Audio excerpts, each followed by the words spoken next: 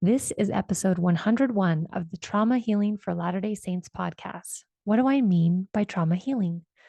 I'm your host, Anita Bremer. I'm a Latter-day Saint mom with a history of trauma. I use my own life experience and spiritual gifts, as well as mindset and somatic tools to help you trade ashes for beauty and end generational trauma. If you struggle with depression or toxic shame, you are in the right place, my friend. Let's talk about what it takes to truly heal and find lasting joy. All right. So you may have noticed the new podcast art. And if you tuned in last week, you knew this change was coming. But I'm guessing you didn't check out the new podcast description, which sounds a lot like the new intro.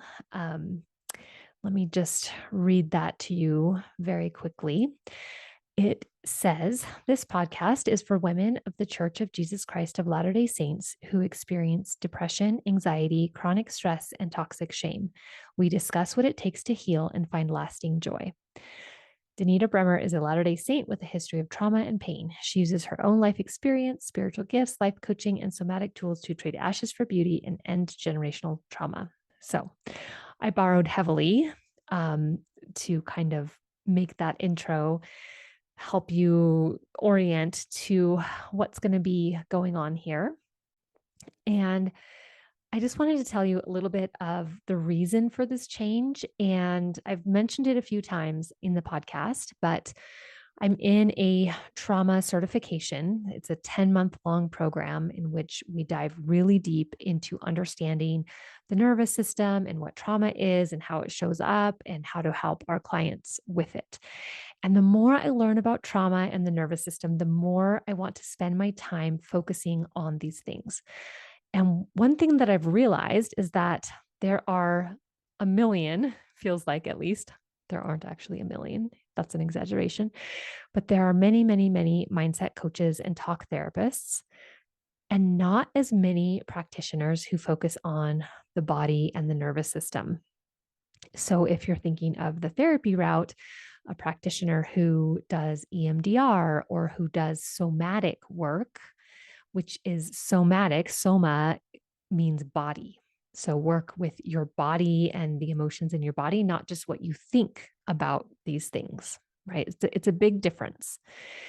And there are fewer practitioners that do the somatic work. And it's also a little bit harder to scale that, right? It's pretty easy to do mindset work with a group or a membership.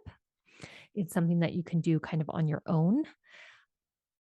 And it's still super valuable and useful.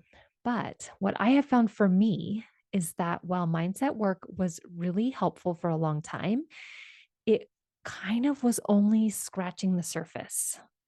And then I realized like there were some underlying things that never truly shifted. And that's what I hope to dive into a little bit more detail on this podcast. As I learn, I want to share what I'm learning with you. The other thing is that I'm always looking for the elegant solution. So, what do I mean by that? I Googled elegant solution and came up with this definition. An elegant solution, often referred to in relation to problems in disciplines such as mathematics, engineering, and programming, is one in which the maximum desired effect is achieved with the smallest or simplest effort.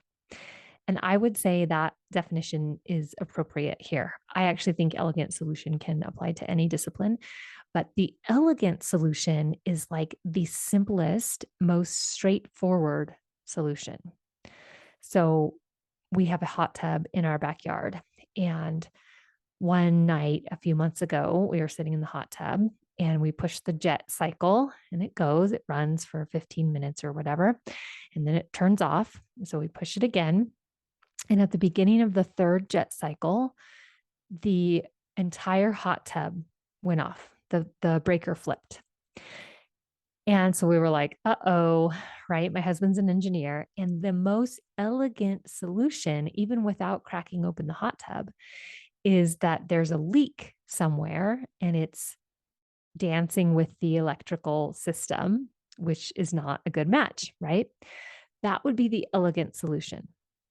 Now, not always is the problem the elegant problem, right? That matches the elegant solution, but the usually, and I tried to look up and find the quote, but I couldn't find it. There's some quote that's like something along the lines of usually the elegant solution is the correct solution, right? And that's what I notice I'm always searching for when I'm learning new things. I'm always putting it in context with how is this the simplest thing, or could it be the simplest thing? And what I have found so far in my education about the nervous system and trauma is that it's actually the more elegant solution to some of the problems that are so prevalent right now. I believe when it comes to depression, anxiety, chronic stress, toxic shame, like, and a host of other things, how your nervous system is responding or coping is the elegant solution. In other words, I believe depression and anxiety are symptoms of a dysregulated nervous system, not problems in and of themselves. And here's the thing is that we're learning new information every day, right? So 50 years ago or 100 years ago, you think of like Freud or whatever that era. Actually, I think Freud was previous to 100 years ago, but they didn't have as much information and knowledge about the human body and how the brain works, right? As time has gone on, we've developed more technologies, which has enabled us to learn more about how things actually are in our bodies, in our minds, right? In our brains. What I think happened was, people will present with a problem like, my husband never wants to get out of bed. And this is not normal, right? The average husband gets out of bed pretty easily every morning. And so doctors, start thinking about, well, what could be the problem? Right. And they come up with, okay, we're going to call these set of symptoms, we're going to call this depression. Depression is when you feel really sad or down or lethargic or unmotivated and you just want to sleep all the time. Right. And now with new information and technology, we're understanding better that those groups of symptoms that we have labeled as depression, and I'm just using that as an example, is actually symptoms of how our nervous systems are coping, how our nervous systems are responding to the world, right? It's actually a more elegant solution, right? Because it explains everything and everything kind of makes sense under that umbrella. Okay, so where does trauma come in? We've talked about the nervous system and how that relates to depression and anxiety and some of these other problems that are so prevalent right now. And so I wanted to kind of define trauma, and I have a whole episode on this, episode 68, What Even is Trauma? But I want to just refresh here so you don't have to go back if you don't want to. And in the original Greek, trauma, the word trauma means literally wound. And just like I was talking about over time, right? The psychological community or industry has sort of commandeered this term to suggest an emotional or psychological wound. It first was talked about, trauma was talked about in terms of PTSD, these war veterans that would come home and be really like jumpy, right?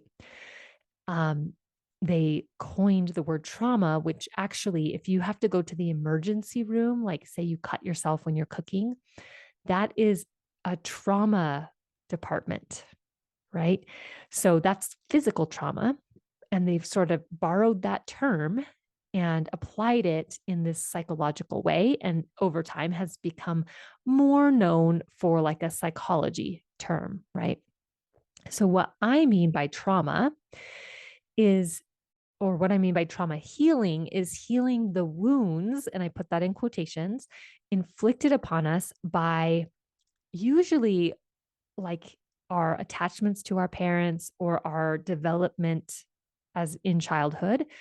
But it could be events that happened in our lives, and it doesn't have to be big, seemingly traumatic events like a car accident or abuse, although it could be for sure, that are now showing up as depression or anxiety or toxic shame or some of these other things that we're talking about. Some other symptoms include procrastination, buffering, people pleasing, lack of motivation, feeling disconnected or numb, uh, feeling like you're just going through the motions, chronic stress, right? Panic attacks. These are all symptoms of a dysregulated nervous system, a nervous system that's crying out for help, right? That usually, I mean, I'm not like super educated about this, right? Like I'm still learning, but my guess is that if your nervous system is crying out for help, there's some kind of trauma that has happened, right? But I want to be really, really clear. This is something that I did not understand when I was first learning about trauma. Trauma is physical, it is biological, it is physiological. It lives in the cells of our bodies and affects how the cells produce energy, right? It affects like how our digestion works. So even though we think of trauma as sort of a general term as like a psychological wound or an emotional wound, it's actually a physical wound, right? And what I mean by that is that it affects us physically.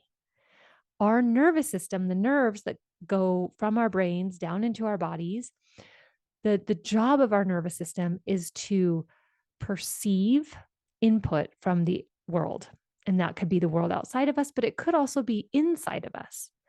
And to determine if the input is scary or dangerous, right? If there's some kind of problem, that's how we are literally wired. And when that input is or causes a wounding, right, with how our nervous system deals with it, it actually physically affects us. I want you to think of this in terms of like, and I want to be careful with this example, but in terms of the idea of calories in, calories out. A very simplified, but not straightforward way to describe this is that when we eat more calories than we expend, we gain weight, right? Because our bodies are sophisticated. Our bodies are like, oh, we've got this extra energy. What should we do with it? Okay, well, let's bind it up and put it on our hips as some fat. Because then when winter comes and there's not as much food, we'll be able to kind of dip into that storage. That's the idea, right? Well, our nervous system does this as well. When there's extra energy, maybe you get scared about something and you're activated, like you have to run or you have to fight, but then you can't. That's when the trauma happens. It's an unresolved wound. Okay. And your body puts it somewhere, right? It puts it physically in your cells. It can manifest as a variety of different diseases or chronic pain, even. This is one problem that I see when I think about the mental illness industry. And I don't consider myself in the mental illness industry. I consider myself in the mental wellness industry. And I think it's a big difference. But one of the problems is that we separate physical wounds from mental wounds, from emotional wounds, from psychological wounds. And really, it's all related. And it's essentially all the same thing. So that's one thing that I really want you to start wrapping your mind around is that when we talk about psychological things, we often think it's just like this intangible. And I was there too. This is not something I understood either. But as I've come to understand it, I'm like, oh, okay, this is actually physically affecting me, which is why it gets stuck. It's not like it's this airy fairy intangible thing. It's why it sticks with us over time because your body has to do something with that. And it does something in the body. One of the most landmark books about trauma is called The Body Keeps the Score. Your body has a type of memory of things that happen within you and outside of you. So the body keeps the score. And this is one way, one reason why talk therapy or mindset coaching doesn't help to move the needle for everyone as much as they want the needle moved. Okay. Trauma is simply what happens inside your body when you get too much too fast or too little for too long. Some kind of input that's too much too fast, or some kind of input that's too little for too long, like a lack of input, right? I kind of generally group these in terms of like abuse versus neglect. And I use that term super loosely, but too much too fast could be like sexual abuse. Like, I'm not ready for this, right? And neglect could be not enough emotional connection for too long. Those are just a couple of examples off the top of my head. And I wanted to finish that. Trauma is simply what happens inside your body when you get too much too fast or too little for too long without the necessary support or resources to navigate. So when you get too much too fast or too little for too long, how does your body cope with that? This is why we are learning that trauma is not just the big traumatic events like a hurricane, which just recently happened in Florida, right? Or a car accident or, physical abuse or something like that. This is why every body has a different response to the same events. Why does one person easily bounce back from, say, a terrible hurricane, while another person might struggle for years afterwards? Or like, let's say divorce. Divorce can be traumatic for people. Some people, maybe if you're the one filing for divorce, it's not traumatic at all, right? But for the person who didn't see it coming, might feel very traumatic, right? How that person's body responds might be different, and it might be traumatic if it is an unresolved wound, right? All our bodies are different and need different types of support, different types of resources to navigate all the input coming from the world. So for one person, a hurricane might be highly traumatic, and another, just a story to tell for years to come, right? Okay, so that's what I mean by trauma healing some of those wounds that most of the time we get put upon us when we're pretty young. Not always. Sometimes things happen when we're adults. There's shock trauma is the thing that most of us think of when we think of trauma, like the car accident, or surprisingly, I guess it was surprising to me, medical trauma is one of the most pervasive. If you have some kind of procedure done and you're not put under all the way and you can feel the pain, but you can't say anything, that can be really, really traumatic, right? So things like that. And I'm just saying that because I don't want to exclude those things.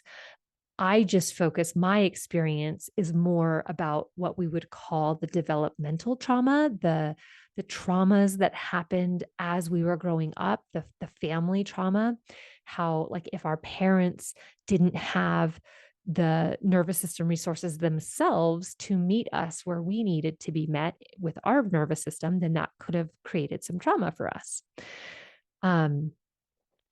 Okay, so next I want to just let you know what my hopes are for this podcast.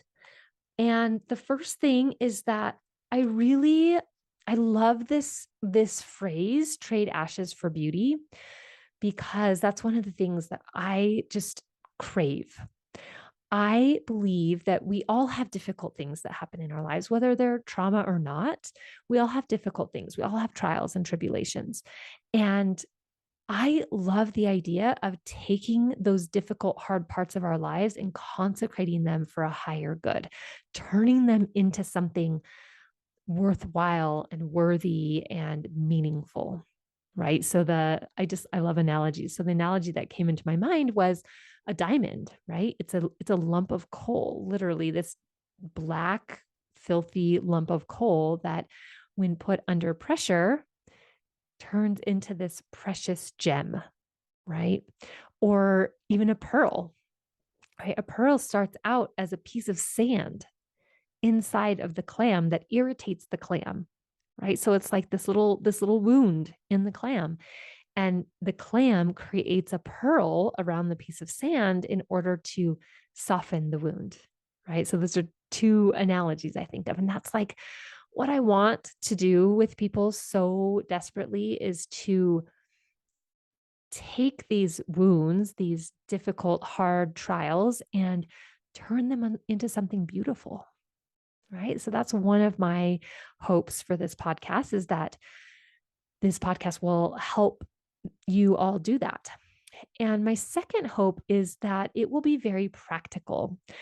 Each episode will now have one or more journaling questions for you to consider that are totally optional. You don't have to do that, but I just thought I would offer it as a way to make, turn your listening, your passive listening into active learning, right? Because it's so easy for us to just consume, consume, consume and never create. And I personally think that one reason that we have depression so much in our world is because we're meant to be creators. And many, many, many of us do not spend our time creating. So I want this to be really practical and hands on. And I want you to create something with it, to create the life that you want with some of the tips or the ideas that I present here. And number three, if you struggle with depression or anxiety or chronic stress or toxic shame, my hope is that you will slowly be able to build up your support and resource system in order to create lasting healing. And if you don't struggle with that, but maybe somebody close to you does, my hope is that you will be able to understand that person a little bit better and that you will be the support and the resources they need to heal. And I'll talk more about that in future episodes. The journaling questions for this episode are: one, when in your life did you experience too much, too fast, or too little for too long? I'm going to repeat that. When in your life did you experience too much, too fast, or too little for too long? Number two, how did this affect you? And number three, what symptoms, and I put that in quotations, what symptoms do you struggle with that could possibly be a result of this? So, when in your life did you experience too much, too fast, or too little for too long? How did this affect you? And what symptoms are you dealing with now that could possibly be a result of this? Now, really quickly, I just want to talk about what do we do with these journaling questions? And I came up with 5 different ideas for you because you have your agency, you don't have to do them, but if you want to, here are some things that you could do.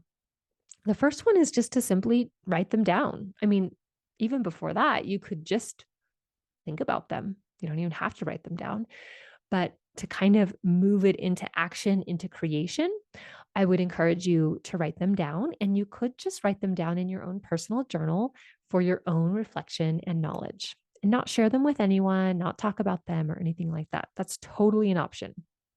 And the second option is to share them with a trusted partner or friend and discuss, like, could this possibly open up some conversation about something that you don't already know about your spouse or your best friend, right? Could be a way to get to know someone else too. The third option is if you don't feel like you have a trusted partner or friend, you are more than welcome to Voxer Me. Voxer is a free app. It's an orange app. If you go to the App Store, it looks like a little walkie-talkie, and you can text or send audio clips through Voxer. So you can find me on Voxer. My handle is Denita Bremer, DENITABREMER, no spaces, no other characters. And you can just tell me what your answers were or what you discovered, or if you have any questions, I'm happy to have a conversation with you. Number 4 is to bring your answers to drop-in coaching on Wednesday, October 26th at 12 p.m. Mountain Time and get coached or ask questions about it. This is something that is new that I would like to do. It just feels very fun and abundant for me to think about this. And this coaching is going to be by donation. So if you want to come and not pay anything, you're totally welcome to do that. And on the coaching call, I'm going to be dropping a link in which you can donate 5, 10, or however much you want to, dollars, $5 or $10, or however much you want. I'm going to be doing this weekly-ish through the holidays. It might not be happening every single week, but for the foreseeable future, I'm hoping to have this weekly. But it's not going to be at the same day and time every time.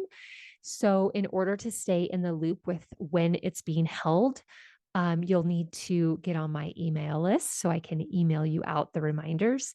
And you'll get all the Zoom information and everything like that. So you can find that. I'll drop a link here in the description of this podcast episode. It'll also be in the show notes on my website, and it's also on my Instagram, the link in my bio.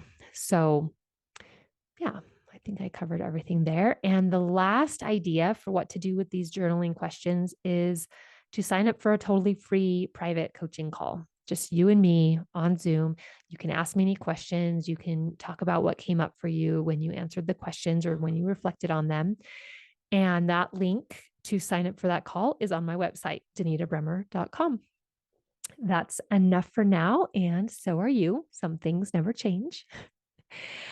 We won't be able to build Zion if we are frozen by depression or toxic shame, which I believe are actually symptoms of trauma. To learn more about trauma, head to my website, danitabremmer.com, and get my free PDF where I talk about daily actions that could be coming from an underlying trauma response. To help others learn what you're learning from this podcast, please leave a rating or a review on your favorite podcast app or share with a friend. Until next time, go be yourself and follow the spirit.